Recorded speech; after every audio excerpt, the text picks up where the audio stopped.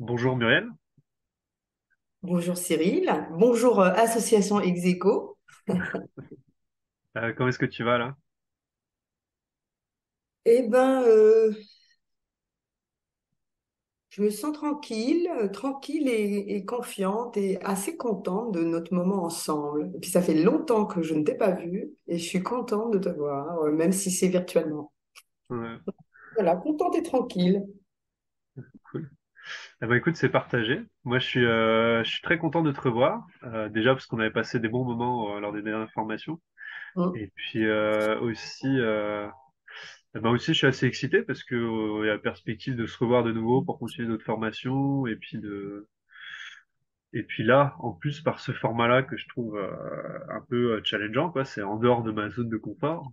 Pour toi aussi, je crois Mhm. que c'est la première fois que toi tu fais une sorte d'interview dans ce genre-là. Oui, oui, je crois que des interviews, j'en ai déjà fait, mais sous ce format-là, non. Cool. Donc Eh merci. ben, c'est une petite aventure alors qu'on fait.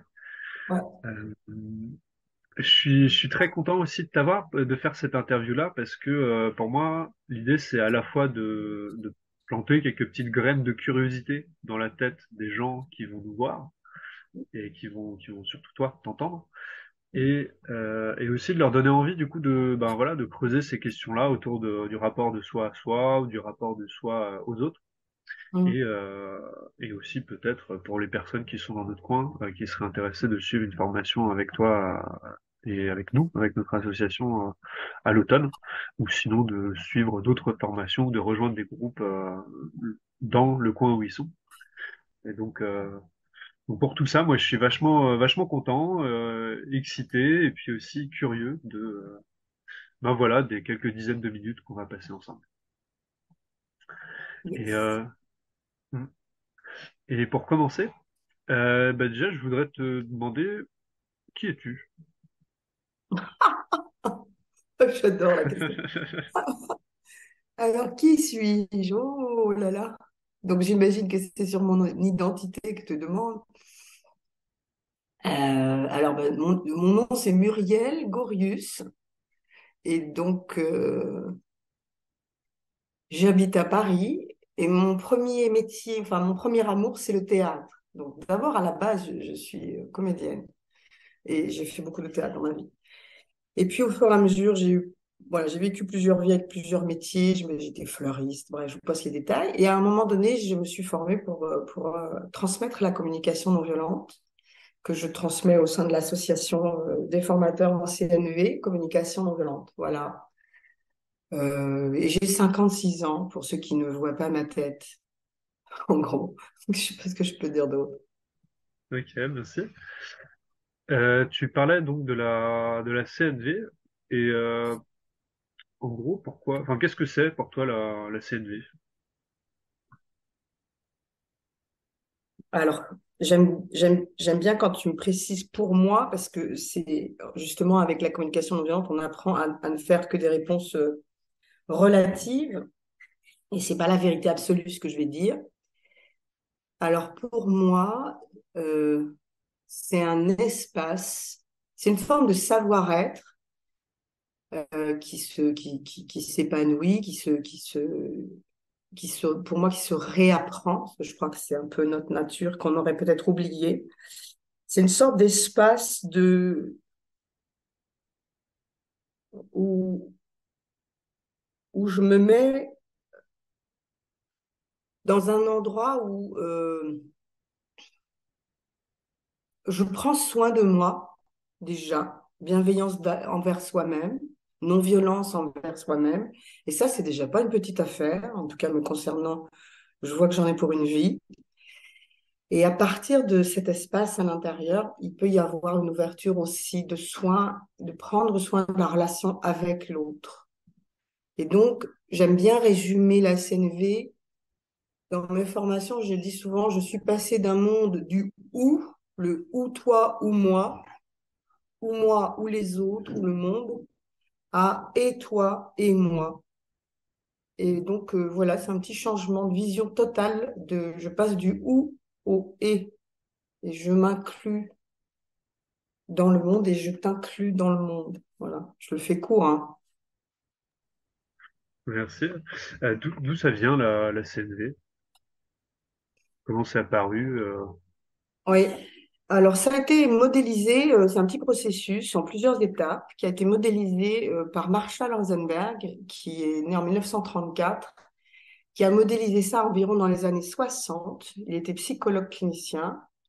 Et puis ensuite, il a voyagé dans le monde entier pour aller le partager, le transmettre avec des communautés qui se faisaient la guerre ou qui étaient sur des conflits majeurs, parce que son intention, c'était aussi de favoriser la paix entre les humains, entre les communautés, et aussi des transformations de vision sociétale. Voilà, et il a créé une communauté qui s'appelle le CNVC, Centre pour la communication non violente, qui est un centre international à ce jour. Puis maintenant, il y a une association France aussi. Voilà. Dans les années 60, c'est lui qui a... Et il s'est inspiré, j'ai un peu de temps pour répondre sur Marshall ou pas? Oui, oui, vas-y, avec plaisir.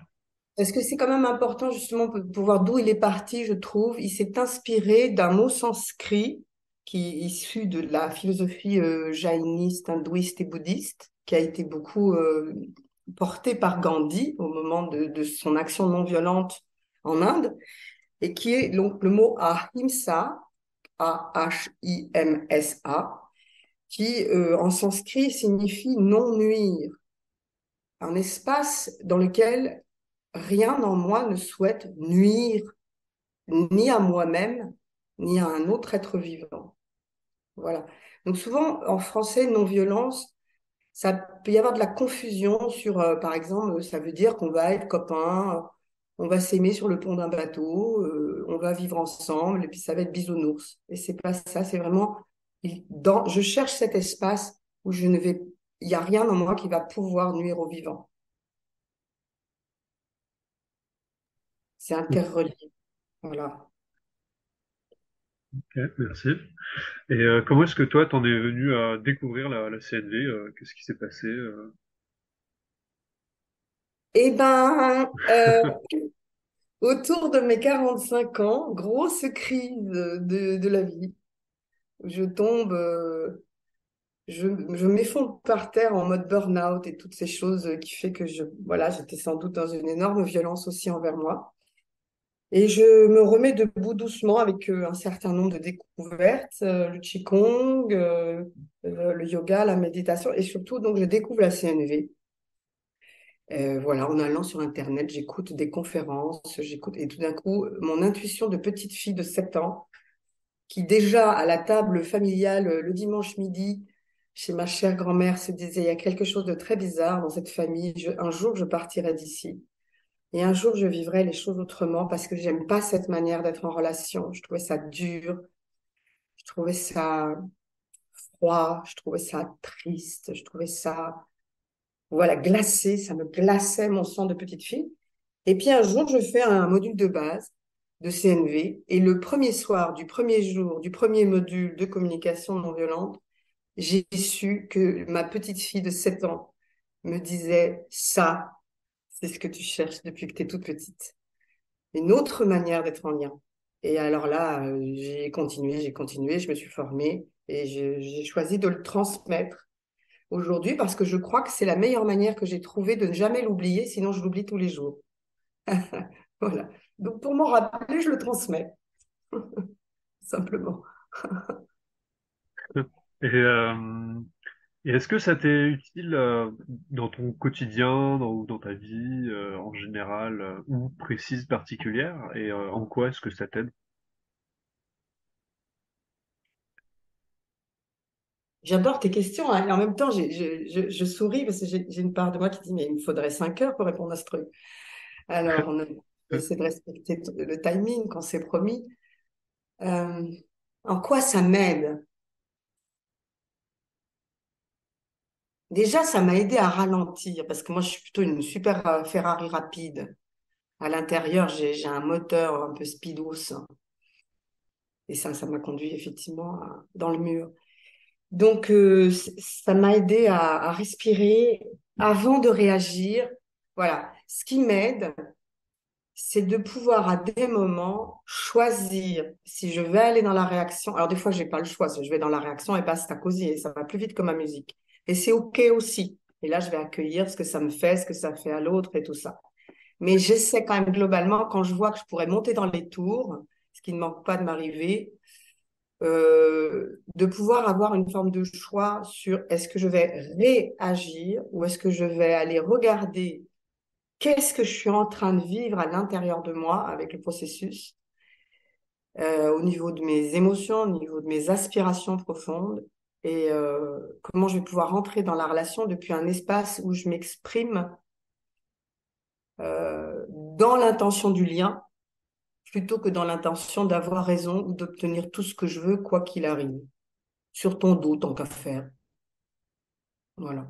Donc, ça m'est utile dans mes relations personnelles, dans mes relations familiales. Alors, dans ma relation familiale, ça a été une révolution intergalactique, quoi. Ça n'a plus rien à voir, ma relation dans ma famille. Dans mes relations professionnelles et surtout dans la relation avec moi aussi. Je me traite moins d'imbécile quand je fais tomber quelque chose. Mhm. Ok. Donc j'entends que pour toi, il y a eu des changements au niveau de beaucoup, tu dis intergalactiques même avec ta famille. Oui. Est-ce que tu as un exemple que tu pourrais nous partager ou alors si c'est trop personnel à ce moment-là au niveau professionnel par exemple? Oui, oui, bah c'est en plus, oui, c'est tout récent. J'étais avec ma maman pas plus tard que la semaine dernière. Et en plus, on est dans un moment de deuil puisque, voilà, mon papa vient de décéder récemment. Donc, on est dans des moments de vulnérabilité. Et ça, la vulnérabilité dans ma famille, jusqu'à récemment, c'était pas possible. On était forts, on est des forts. Et surtout les femmes, bizarrement, on est des femmes battantes. Mon père était doux, mais ma mère a laissé une battante. Et donc, l'authenticité, la délicatesse, la vulnérabilité dans cette famille, c'était un peu interdit. Parce qu'on est fort. Voilà. C'est dans la théorie de Darwin, tu sais. C'est les dominants et les forts qui gagneront, n'est-ce pas? Donc ça, c'est un peu sociétal, cette affaire. Et ma maman, elle a été dressée comme ça et elle nous a appris à nous comporter comme ça. Et moi, j'étais très malheureuse toute ma vie parce que j'aime les espaces d'intimité, de délicatesse et de vulnérabilité. Et là, avec ma maman, parce que je commence à l'écouter autrement, parce que je lui donne de l'empathie, parce que moi-même aussi, j'accepte peut-être de me vulnérabiliser beaucoup plus qu'avant et d'arrêter de faire Madame Forte. Nous commençons à avoir des moments très tendres et très doux auxquels j'étais juste absolument pas habituée avant. Ça se fait très doucement et ça m'a pris des années, hein. Je vais pas vous faire croire que c'est une baguette magique, hein. Mais voilà, très récemment, la semaine dernière, un moment doux avec ma maman, ce que j'ai jamais vécu enfant, hein. Ok. Merci pour cet exemple. La CNV, est-ce que c'est pour tout le monde? Est-ce que c'est dans toutes les circonstances? Qu'est-ce que toi tu en penses? Alors, je sais, j'entends souvent des personnes me dire, ah non, mais la CNV, c'est pas pour tout le monde. D'abord, j'aimerais bien qu'on m'explique ce que c'est que le tout le monde en question. Peut-être il faudra des cas concrets pour que je puisse dire. Voilà. Donc, je ne suis pas très d'accord avec cette généralité de que ce serait pour tout le monde ou pas pour tout le monde. Ce que je sais, c'est que moi, j'essaye de vivre ces valeurs-là avec le plus d'humain possible. C'est vrai que des fois, ça va être plus fluide, plus simple, parce que je vais me retrouver devant des humains qui ont en gros à peu près des valeurs proches des miennes. Et puis des fois, je vais être très challengée parce qu'en face, j'ai quelqu'un qui est dans le paradigme d'avoir raison, d'avoir absolument raison. Et là, je vais me servir justement du module apprendre à dire non et à poser mes limites.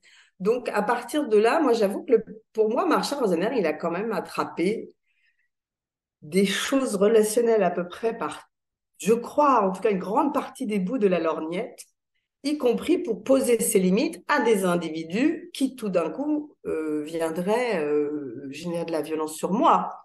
Donc oui, en ce sens, je peux la pratiquer avec tout le monde, y compris quand c'est pour dire stop à des personnes qui sont en train d'appuyer sur mon bouchon. Donc du coup, encore une fois, c'est pas un truc pour être avec des bisounours, hein. Donc, y compris avec des personnes où je mets peut-être plusieurs milliers de kilomètres entre cette personne et moi, mais ça sera fait tranquillement dans la paix avec peut-être il n'y aura plus de lien entre nous, mais je sortirai de mes images d'ennemis de cette personne. pour moi, c'est un processus avec lequel je pense qu'on est câblé. On est câblé quand on arrive en tant que bébé pour être connecté à cette énergie vitale qu'on appelle les besoins et à nos émotions. Et donc, à partir de là, tout le monde est capable de retrouver cet espace de l'énergie vitale des besoins. Ouais. Et puis, il y en a qui veulent pas ou qui ça leur parle pas. Et c'est OK, c'est tout à fait tranquille. Ils ont le droit. C'est pas la panacée non plus, hein. Est-ce que, au niveau des formations de base à la CNV, est-ce que tu peux nous dire un petit peu qu'est-ce qui est abordé? Ah oui, ça j'aime bien, c'est très concret. Alors, le premier module, c'est un peu modélisé, évidemment. Nous, les formateurs et formatrices, on fait toujours avec le vivant. Donc, on a effectivement des déroulés et des modèles, mais globalement, on fait d'abord avec le vivant, c'est-à-dire avec ce qui arrive aux participants. Mais globalement, le premier module est plus consacré à la relation envers moi-même, envers soi. Et c'est 2 jours de comment je me traite, comment je me parle, comment je prends soin de moi. Et ça, c'est le processus d'auto-empathie. Comment je vais pouvoir me donner de l'empathie à moi-même dans les moments où c'est un peu dur dans mon quotidien. J'aime bien dire que bienveillance, bien rayonner commence par soi-même. Et puis le module 2, on va plutôt s'intéresser à aller regarder qu'est-ce qui se passe pour l'autre quand il fait ce qu'il fait ou quand il dit ce qu'il dit et qui éventuellement nous agace, nous contrarie ou nous-mêmes ou nous fait de la joie.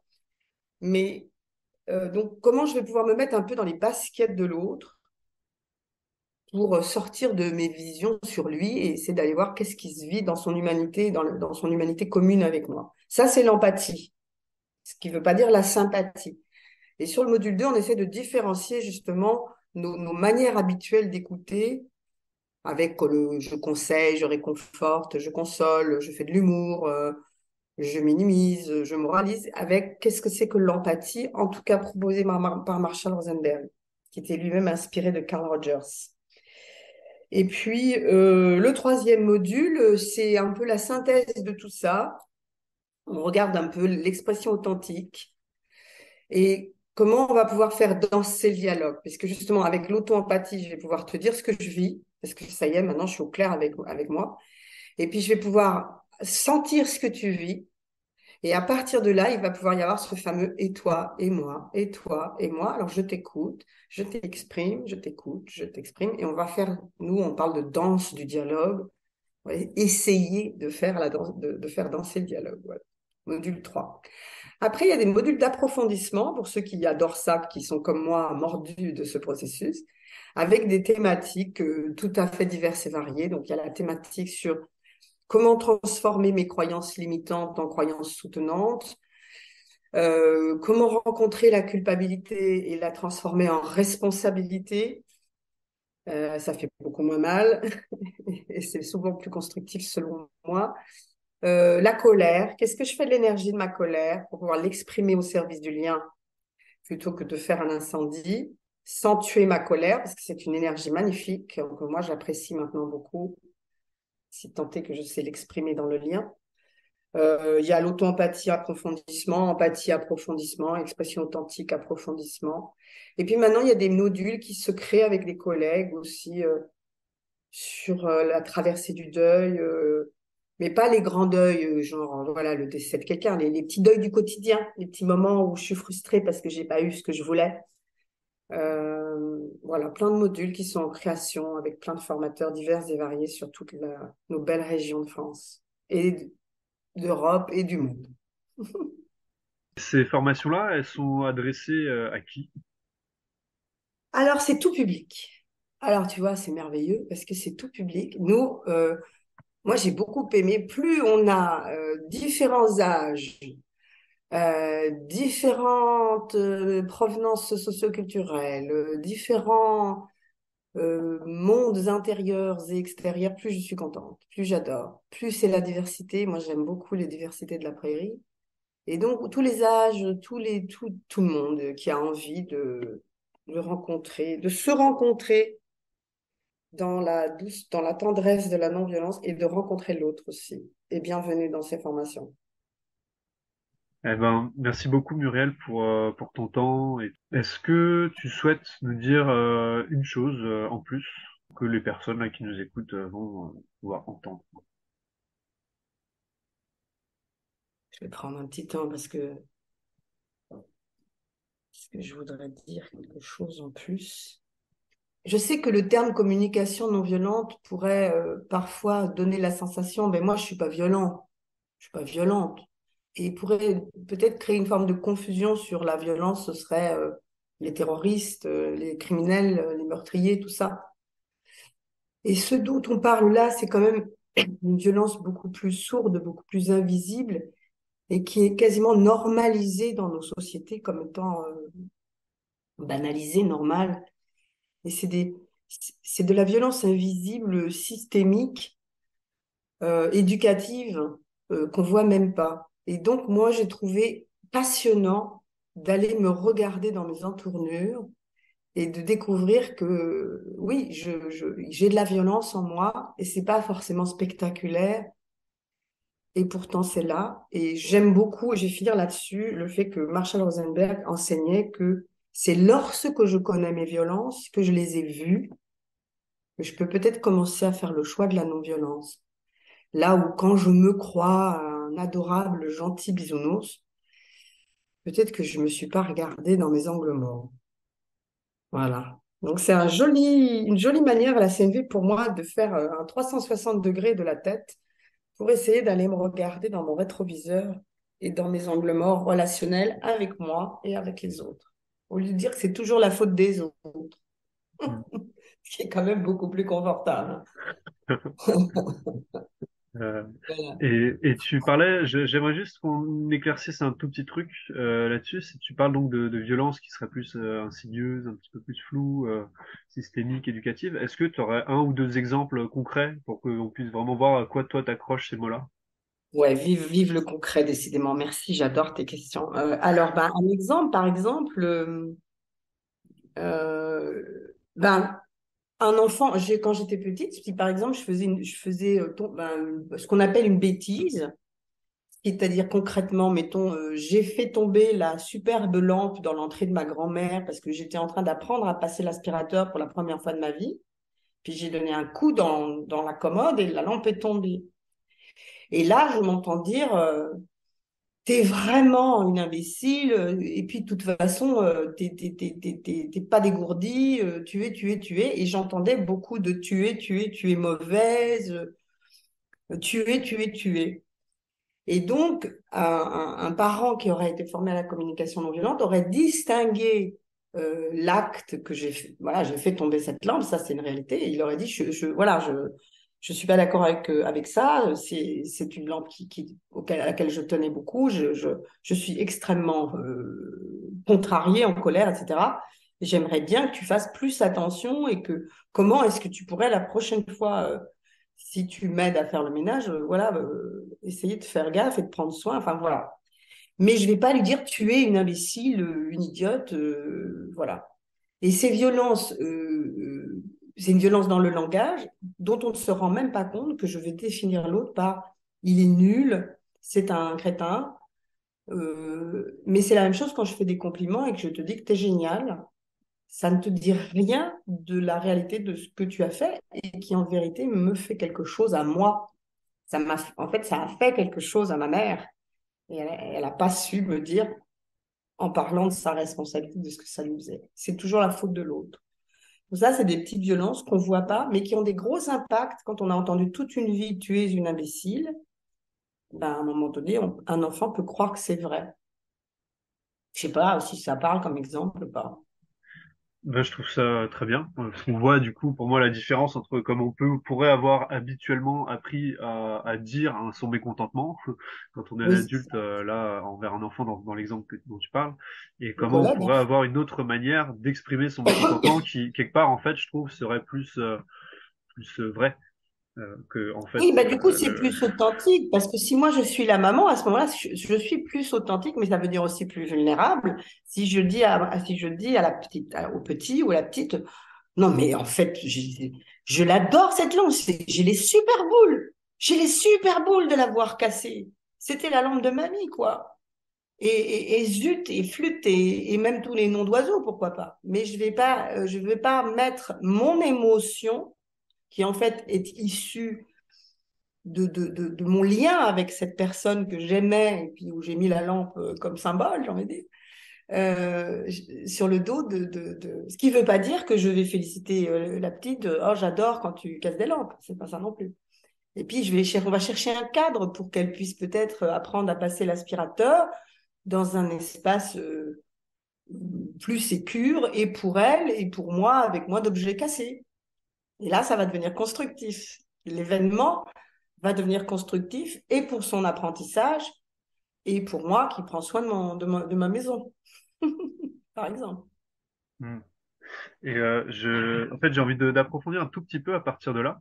Ouais. Euh, En fait, il y a une chose principalement là qui m'interpelle et que je trouve intéressant parce que moi j'écoute aussi différentes critiques qu'on pourrait avoir autour de la CNV Ah oui, il y en a plein et et je les partage des fois, figure-toi. ouais. Et on pourra peut-être se faire une interview du coup pour approfondir Ah oui, ah l'ensemble. oui, les angles morts de la communication non violente, c'est passionnant, ça peut faire une émission magnifique, ça. Ah bah, J'adorerais. super. Eh ben, écoute, moi je suis assez chaud.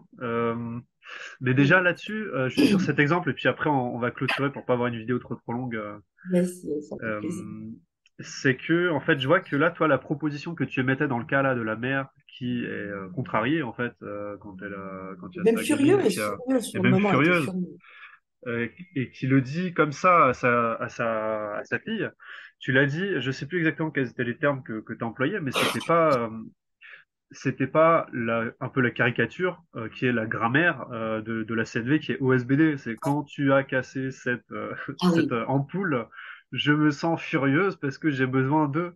Et moi, souvent dans les critiques, j'entends que bah en fait c'est une grammaire qui en fait est une contre-communication et genre rend complètement impossible les relations entre les êtres humains parce que s'ils se mettent à communiquer comme ça, eh ben ils arriveront même plus à s'entendre, à se comprendre, ça prend trop de temps, c'est pas du tout spontané ou je sais pas quoi. Et du coup, j'aimerais avoir toi ton point de vue là-dessus. ah, merci, merci. Eh ben, on soulève des lièvres là. Ça pourrait effectivement prendre une interview complète. Mais oui, il y a un piège, c'est que quand on démarre les modules de CNV, alors moi j'y veille vraiment beaucoup dans mes formations, je veille au grain sur ce truc de comment je vais garder cette manière naturelle, enfin cette manière souple, fluide de parler à l'autre, tout en ayant intégré cette notion de l'observation à la place des jugements. Je dis mes émotions à partir de mes aspirations profondes qu'on appelle les besoins. Et je vais faire des demandes. Si c'est scolaire, je passe à côté du processus. Je suis désolée, j'ai ma voix qui se barre. Je passe à côté du processus. Et puis j'ai le téléphone tout seul. C'est magnifique. Voilà, c'est du direct, n'est-ce pas? J'ai oublié de l'éteindre, je suis navrée. Donc je passe à côté du processus. Pourquoi? Parce que comme je l'ai dit au début, puis du coup ça va nous boucler notre interview, on va reboucler la boucle. C'est d'abord un espace intérieur dans lequel je suis en connexion avec tes besoins et mes besoins, avec tes émotions et mes émotions. Et c'est à partir de ce silence, de cet espace non visible entre nous, que je vais m'exprimer. Et le fameux OSBD, dont on croit que c'est ça la CNV, c'est comme prendre le bateau pour la rive où je vais. Marshall prenait la métaphore bouddhiste du radeau, du pèlerin qui veut aller sur la rive de la relation, je veux aller sur la rive de la relation avec toi. Et puis, lui, il a créé un petit bateau avec OSBD qui permet d'y aller plus facilement. Mais à un moment, quand je suis sur la rive de la relation avec toi, je vais pas porter le bateau sur mon dos. Ça n'a pas de sens. Je vais lâcher le bateau. Parce que ce qui compte, c'est le lien avec toi. Je préfère te l'avoir dit maladroitement, peut-être avec un OSBD tout à fait créatif. L'important, c'est est-ce que je t'ai écouté et est-ce que j'ai été entendu et est-ce qu'on a trouvé quelque chose de constructif ensemble. C'est ça qu'on cherche.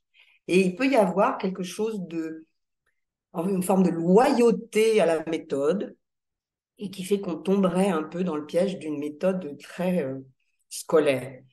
Voilà. Et donc, moi, j'aime bien prendre la métaphore d'un pianiste.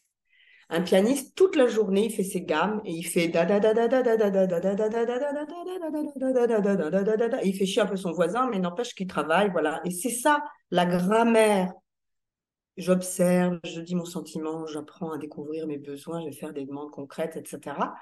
C'est les gammes. Mais quand je vais en concert avec le public, j'essaie de leur jouer un peu de la musique, quoi. Je vais pas leur faire né pendant 1 heure et demie parce que je pense qu'ils vont crier remboursé. Voilà, donc c'est pareil, l'OSBD, c'est un training pour moi, pour m'entraîner à rencontrer le langage des sentiments et des besoins. Puis après, quand je vais aller vers l'autre, je vais essayer d'être depuis cet espace d'ouverture du cœur, d'ouverture de mon être vers toi. Et puis, à partir de là, ça va le faire, ça va le faire.